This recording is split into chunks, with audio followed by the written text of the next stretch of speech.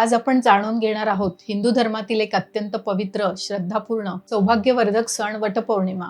या वर्षी वटपौर्णिमा 29 जून 2026 सोमवार या दिवशी साजरी केली जाणार आहे। वटपौर्णिमा म्हणजे केवळ एक व्रत नाही, तर पती-पत्नीच्या प्रेमाची, निष्ठेची, समर्पणाची आणि अतूट विश्वासाची कथा आहे। सावित्रीने आपल्या बुद्धिमत्तेने आणि दृढ निश्चयाने यमराजाकडून आपल्या पतीचे प्राण परत मिळवले आणि त्या घटनेच्या स्मरणार्थ आजही विवाहित स्त्रिया हे व्रत करतात।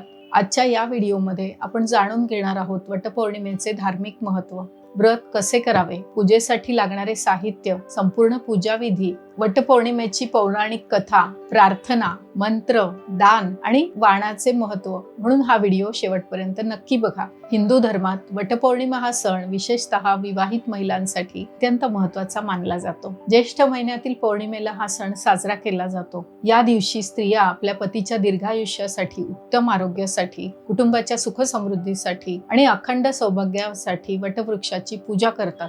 वडाचे झाड दीर्घायुष्य असते, शेकडो वर्षे ते टिकून राहते। त्यामुळे दीर्घायुष्य, स्थैर्य आणि समृद्धीचे प्रतीक म्हणून वटवृक्षाची पूजा केली जाते। भारतीय संस्कृतीत वृक्षपूजेच्या माध्यमातून पर्यावरण संवर्धनाचा अत्यंत उत्तम संदेशही दिला जातो। वटवृक्षाची पूजा करताना महिला मनोभावे प्रार्थना करतात की माझ्या पतीला उत्तम आरोग्य लाभो, दीर्घायुष्य लाभो, आमच्या संसारात सुख समृद्धी नांदो, धनधान्य वाढो, मुलाबाळांचे कल्याण हो आणि कुटुंबाची भरभराट हो। शास्त्रानुसार हे व्रत ज्येष्ठ शुद्ध त्रयोदशी पासून पौर्णिमेपर्यंत केले जाते। म्हणजे सलग 3 दिवस व्रत करण्याची परंपरा आहे। परंतु आजच्या धावपळीच्या जीवनात 3 दिवस उपवास करणे शक्य नसल्यामुळे बहुतेक महिला पौर्णिमेच्या दिवशीच उपवास करतात। आता पाहूया पूजेसाठी आवश्यक असणारे साहित्य। हळदी कुंकू, धूप, दीप, उदबत्ती, निरांजन, 5 प्रकारची फळे, फुले, रोवळी, वडाला बांधण्यासाठी मोठा पांढरा धागा किंवा माऊली, पाणी भरलेला कलश, पंचामृत, हिरव्या बांगड्या, अक्षता, 7 प्रकारचे धान्य, बांबूच्या 2 टोपल्या, हे सर्व साहित्य आधीच तयार ठेवावे।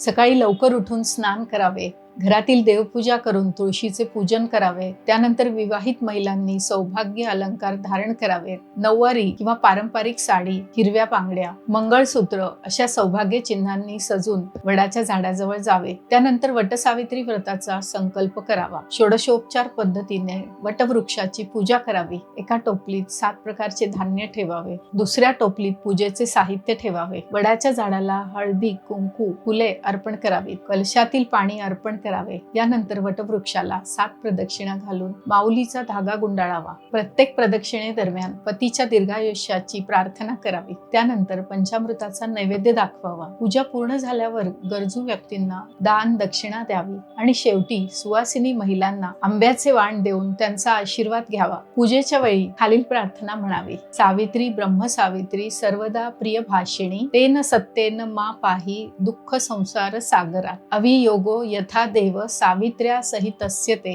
अवियोगो तथास्माकं भूयात जन्मनी जन्मनी। तसेच वटमूले स्थितो ब्रह्मा वटमध्ये जनार्दनः वटाग्रे तु शिवो देव सावित्री वट संश्रिता। वटपौर्णिमेची पौराणिक कथा आता ऐकूया। अनेक वर्षांपूर्वी भद्र देशात अश्वपती नावाचा राजा राज्य करत होता। त्याला सावित्री नावाची अतिशय सुंदर, बुद्धिमान आणि गुणी कन्या होती। सावित्री विवाह योग्य झाल्यावर राजाने तिला स्वतःचा पती निवडण्याची मुभा दिली। सावित्रीने सत्यवान नावाच्या राजकुमाराची निवड केली। सत्यवान हा शाल्व देशाच्या धृमसेन राजाचा पुत्र होता, परंतु त्यांचे राज्य शत्रूंनी हिरावून घेतले होते आणि संपूर्ण कुटुंब जंगलात राहत होते। याच वेळी देवर्षी नारदांनी सांगितले की सत्यवान अतिशय गुणी असला तरी त्याचे आयुष्य केवळ 1 वर्षच उरले आहे। राजा आणि नारदांनी सावित्रीला दुसरा वर निवडण्यासाठी सल्ला दिला, परंतु सावित्री आपल्या निर्णयावर ठाम राहिली। तिने सत्यवानाशी विवाह केला आणि जंगलात जाऊन सासू सासऱ्यांची सेवा करू लागली।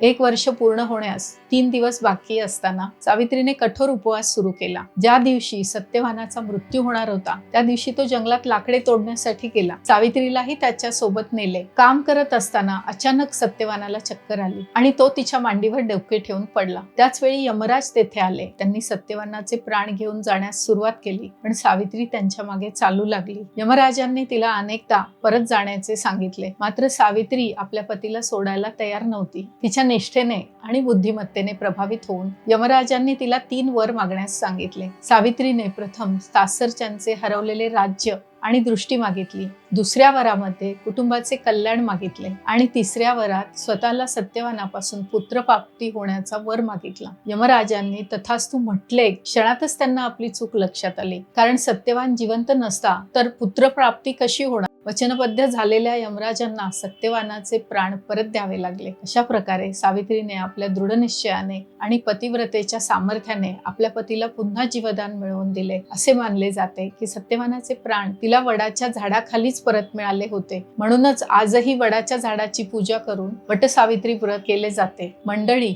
वटपौर्णिमा हा केवळ धार्मिक सण नाही, तर निष्ठा, प्रेम, समर्पण, कुटुंब मूल्ये आणि पर्यावरण संवर्धनाचा संदेश देणारा एक महान संस्कार आहे. यावर्षी 29 जून 2026 रोजी श्रद्धेने वटवृक्षाची पूजा करा. सावित्री सत्यवानाची कथा ऐका आणि आपल्या कुटुंबाच्या सुख समृद्धीसाठी प्रार्थना करा. व्हिडिओ आवडला असेल तर लाईक करा, शेअर करा आणि आमच्या चॅनलला सबस्क्राईब करायला विसरू नका. शुभम भवतु.